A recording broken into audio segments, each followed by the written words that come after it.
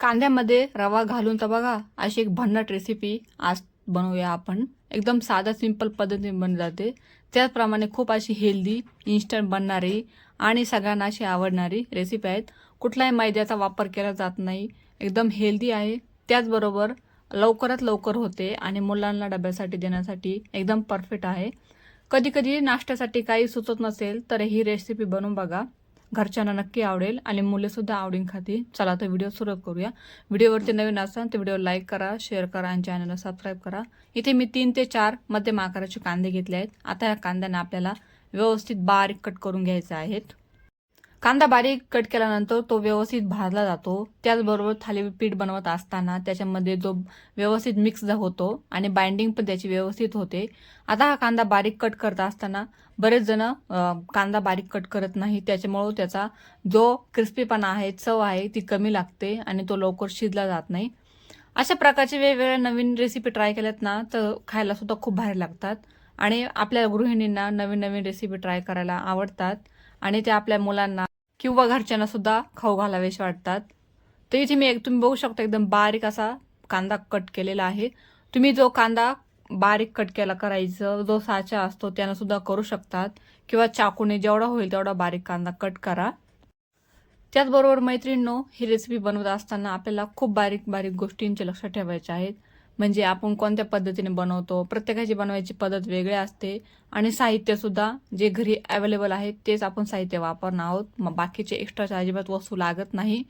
त्याचबरोबर छोट्या छोट्या टिप्स फॉलो वेगवेगळा करून घ्यायचा आहे. म्हणजे हा मोकळा करायचा, जेणेकरून तो एकदम मोकळा झाल्यानंतर थालीपीठ बनवत असताना तो एकदम क्रिस्पीपणा येईल त्याला आणि व्यवस्थित भाजला जाईल. अशा प्रकारचा कांदा कट केल्यानंतर आपल्याला आता वेगवेगळे साहित्य पण त्याच्यामध्ये टाकणार आहोत.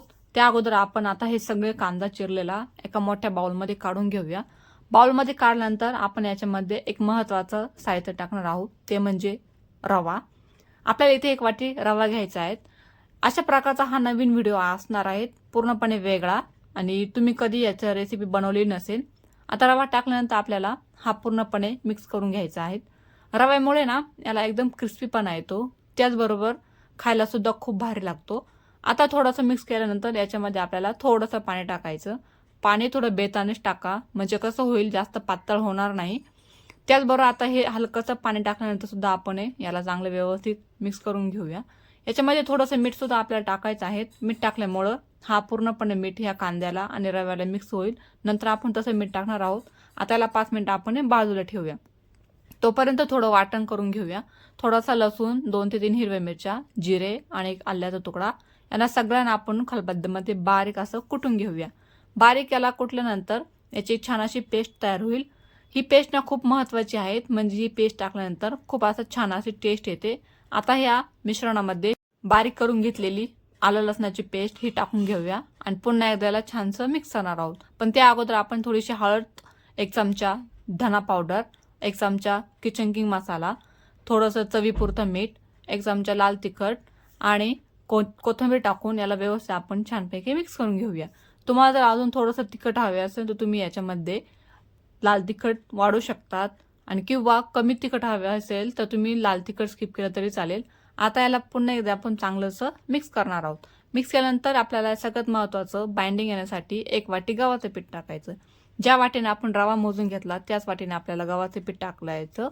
आता पुन्हा एकदा थोडंसं अर्धा कपच्या आसपास पाणी टाकून पुन्हा एकदा याला चांगलं मिक्स करायचं. आपल्याला ज्याप्रमाणे आपण थालीपीठ बनवतो त्याचप्रमाणे याला व्यवस्थित मळून घ्यायचं. आता सगळ्यात महत्त्वाचं म्हणजे आपल्याला पीठ मळत असताना याची कन्सिस्टन्सी कशी ठेवायची. जास्त पातळ करायचं नाही आणि जास्त घट्टसर सुद्धा करायचं नाही. पातळ केल्यानंतर आपल्याला थालीपीठ हे क्रिस्पी होत नाही आणि घट्ट केल्यानंतर आपले थालीपीठ हे व्यवस्थित थापले जात नाही. आता तुम्ही बघू शकता हे थालीपीठ बनवण्यासाठी पीठ तयार झालेले आहेत. आपण गॅसवरती पॅन तवा गरम होण्यासाठी ठेवूया. तोपर्यंत हे व्यवस्थित आता बाइंडिंग झालेली आहे. आता याला आपण थालीपीठ थापून घेणार आहोत. मी ते पोळपट घेतला आणि एक कपडा घेतला. कपडा हा पूर्णपणे ओला करून घ्यायचा. त्यावरती एक थालीपीठाचा गोळा करून घेऊया आणि तो आपल्याला छानपैकी थापून घ्यायचा.